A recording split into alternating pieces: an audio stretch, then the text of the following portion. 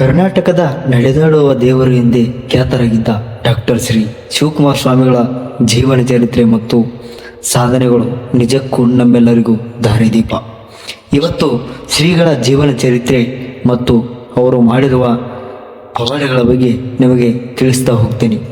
ಹೌದು ವೀಕ್ಷಕರೇ, ಶ್ರೀ ಶಿವಕುಮಾರ ಶ್ರೀಗಳ ಜನನ 1907 ಏಪ್ರಿಲ್ 1ರಂದು ರಾಮನಗರ ಜಿಲ್ಲೆಯ ಮಾಗಡಿ ತಾಲೂಕಿನ ವೀರಾಪುರ ಎಂಬ ಗ್ರಾಮದಲ್ಲಿ ತಂದೆ ಬಣ್ಣೇಗೌಡ, ತಾಯಿ ಗಂಗಮ್ಮರ 13ನೆಯ ಮಗನಾಗಿ ಜನಿಸುತ್ತಾರೆ.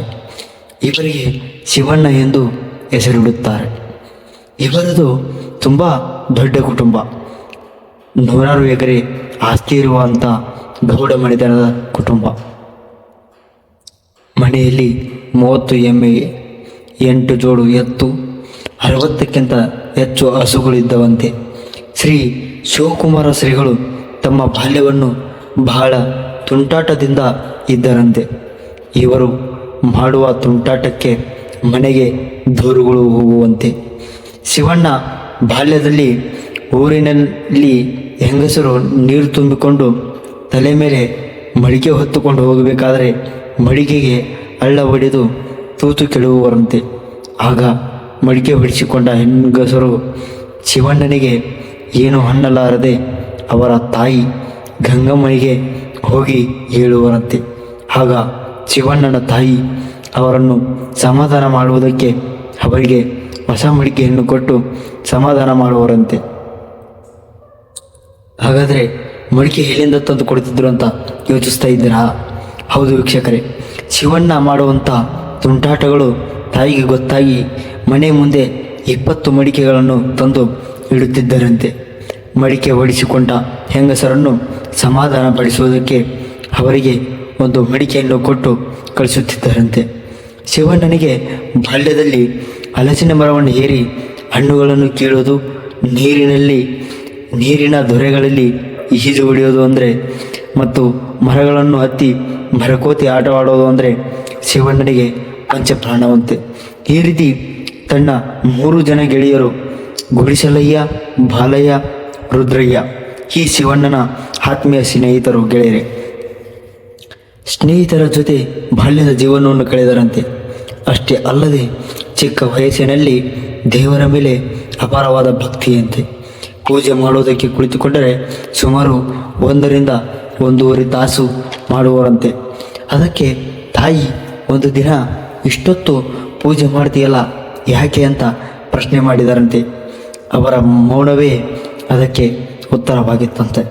ಶಿವಣ್ಣನವರ ಪ್ರಾಥಮಿಕ ಶಿಕ್ಷಣವನ್ನು ವೀರಾಪುರ ಮತ್ತು ಪಳ್ಳನಹಳ್ಳಿಯಲ್ಲಿ ಪ್ರಾಥಮಿಕ ಶಿಕ್ಷಣವನ್ನು ಮುಗಿಸಿದರಂತೆ. ಅಷ್ಟೇ ಅಲ್ಲದೆ ಶಾಲೆ ಬಿಟ್ಟ ಮೇಲೆ ಹೊಲಕ್ಕೆ ಹೋಗಿ ಅಣ್ಣಂದರಿಗೆ, ತಂದೆಗೆ ಸಹಾಯವಾಗುತ್ತಿದ್ದರಂತೆ. ಅಷ್ಟೇ ಅಲ್ಲದೆ ಚಿಕ್ಕ ವಯಸ್ಸಿನಲ್ಲೇ ಬಹಳ ಕಷ್ಟಗಳನ್ನು ನೋಡಿದ್ದರಂತೆ. ಒಂದೇ ದಿನ ಪ್ಲೇಗ್ ಕಾಯಿಲೆಯಿಂದ 2 ಅಣ್ಣಂದಿರು ತೀರಿ ಹೋದರಂತೆ. ಅದಕ್ಕೆ ಅವರು ಮನನೊಂದು ವಿದ್ಯಾಭ್ಯಾಸವನ್ನು ಮುಂದುವರಿಸಲು ತುಮಕೂರಿಗೆ ಬಂದರಂತೆ. ಆಗ ಉದ್ದಾನ ಶ್ರೀಗಳ ಹತ್ತಿರ ಮಠಕ್ಕೆ ಬಂದು ಸಹಾಯ ಕೇಳಿದರಂತೆ.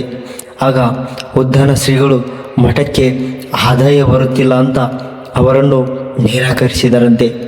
ಮುಂದೆ ತುಮಕೂರಿನಲ್ಲಿ ಚಿಕ್ಕ ಮನೆ ಮಾಡಿಕೊಂಡು ಓದು ಆರಂಭಿಸಿದರಂತೆ. ಆಗ ಈ ಸುದ್ದಿ ಉದ್ದಾನ ಶ್ರೀಗಳಿಗೆ ಹೋಗಿ ತಲುಪುತ್ತಂತೆ. ಕೂಡಲೇ ಶಿವಣ್ಣನನ್ನು ಮಠಕ್ಕೆ ಕರೆಸಿ ಆಶ್ರಯ ನೀಡಿದರಂತೆ. ಶ್ರೀಗಳ ಆಶ್ರಯದಲ್ಲಿ ಪ್ರೌಢಶಾಲಾ ವಿದ್ಯಾಭ್ಯಾಸವನ್ನು ಮುಗಿಸಿ ಪದವಿ ಪಡೆಯಲು ಬೆಂಗಳೂರಿನ ಸೆಂಟ್ರಲ್ ಕಾಲೇಜಿನಲ್ಲಿ BA ಪದವಿ ವ್ಯಾಸಂಗ ಮಾಡುತ್ತಿದ್ದರಂತೆ. ಆಗ 3 ವರ್ಷಗಳ ನಂತರ ಇದ್ದಕ್ಕಿದ್ದಂತೆಯೇ ಸಿದ್ಧಗಂಗಾ ಮಠದ ಕಿರಿಯ ಶ್ರೀಗಳಾಗಿರುವಂಥ ಮುರುಳಾರಾಧ್ಯ ಸ್ವಾಮಿಗಳು ಲಿಂಗೈಕ್ಯರಾಗುತ್ತಾರೆ. ಈ ವಿಷಯ ಬೆಂಗಳೂರಿನಲ್ಲಿ ಓದುತ್ತಿರುವಂಥ ಶಿವಣ್ಣನಿಗೆ ತಿಳಿಯುತ್ತಂತೆ. ಕೂಡಲೇ ಬೆಂಗಳೂರಿನಿಂದ ಸಿದ್ಧಗಂಗಾ ಮಠಕ್ಕೆ ಬರುತ್ತಾರಂತೆ. ಮುರುಳಾರಾಧ್ಯ ಸ್ವಾಮಿಗಳ ಅಂತ್ಯಕ್ರಿಯೆ ಮಾಡಿ ಮುಗಿಸುತ್ತಾರಂತೆ.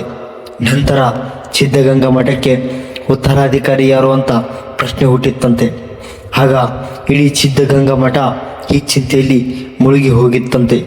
ಆಗ ಬೆಟ್ಟದಲ್ಲಿ ಕುಳಿತಿದ್ದಂಥ ಉದ್ದಾನ ಶ್ರೀಗಳು ಬೆಟ್ಟದಿಂದ ಮಠಕ್ಕೆ ಬಂದು ಶಿವಣ್ಣನವರು ಮುಂದೆ ನಿಂತು, ಈ ಮಠದ ಮುಂದಿನ ಉತ್ತರಾಧಿಕಾರಿ ನೀನೇ, ಒಪ್ಪಿಕೋ, ಸನ್ಯಾಸತ್ವವನ್ನು ಸ್ವೀಕರಿಸು ಎಂದು ಹೇಳಿಯೇ ಬಿಟ್ಟರಂತೆ. ಆಗ ಶ್ರೀಗಳ ಮಾತನ್ನು ನಿರಾಕರಿಸದೆ ಹಿಂದು ಮುಂದೆ ಯೋಚಿಸದೆ ಒಪ್ಪಿಕೊಂಡರಂತೆ. ನಂತರ ಮಾರ್ಚ್ 3, 1930ರಂದು ಶಿವ ಸನ್ಯಾಸತ್ವವನ್ನು ಸ್ವೀಕರಿಸುತ್ತಾರಂತೆ. ಮುಂದೆ ಅವರ ಹೆಸರನ್ನು ಶಿವಕುಮಾರ ಸ್ವಾಮಿಗಳು ಎಂದು ಬದಲಾಯಿಸಲಾಗುತ್ತಂತೆ. ಆ ಸಮಯದಲ್ಲಿ ಸಿದ್ಧಗಂಗಾ ಮಠಕ್ಕೆ ಹಣದ ಕೊರತೆ ಇತ್ತಂತೆ. ಮಕ್ಕಳಿಗೆ ಉಚಿತವಾಗಿ ದಾಸೋಹ ನೀಡುವುದು ತುಂಬ ಕಷ್ಟವಾಗುತ್ತಿತ್ತಂತೆ. ಆದರೂ ದಾಸೋಹ ನೀಡುವುದು ನಿಲ್ಲಬಾರದು ಎಂದು ಮನೆ ಮನೆಗೆ ಹೋಗಿ ಭಿಕ್ಷೆ ಎತ್ತಿ ಮಕ್ಕಳಿಗೆ ವಿದ್ಯಾಭ್ಯಾಸಕ್ಕೆ ಮತ್ತು ಊಟಕ್ಕೆ ಸಹಾಯ ಮಾಡಿ ಎಂದು ಕೇಳಿ ತಂದು ದಾಸೋಹ ಮುಂದುವರಿಸುತ್ತಿದ್ದರಂತೆ. ಹೀಗೆ ದಿನೇ ಕಳೆಯುತ್ತಾ ಒಂದು ದಿನ ಉದ್ದಾನ ಶ್ರೀಗಳು ವಿಧಿವಶರಾಗುತ್ತಾರೆ. ಮುಂದೆ ಶಿವಕುಮಾರ ಶ್ರೀಗಳು ಮಠಾಧ್ಯಕ್ಷರಾಗುತ್ತಾರೆ. ಹೀಗೆ ದಿನೇ ದಿನೇ ಸಿದ್ಧಗಂಗಾ ಮಠ ಎಲ್ಲ ಕಡೆ ಹೆಸರುವಾಸಿಯಾಗುತ್ತಾ ಪ್ರಖ್ಯಾತಿಯನ್ನು ಪಡೆಯುತ್ತದೆ.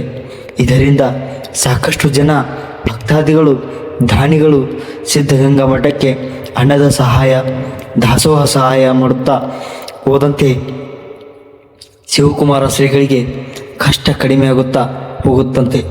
ಮತ್ತು ಶ್ರೀಗಳು ಮಾಡಿದ ಪವಾಡಗಳು ಒಂದಲ್ಲ ಎರಡಲ್ಲ.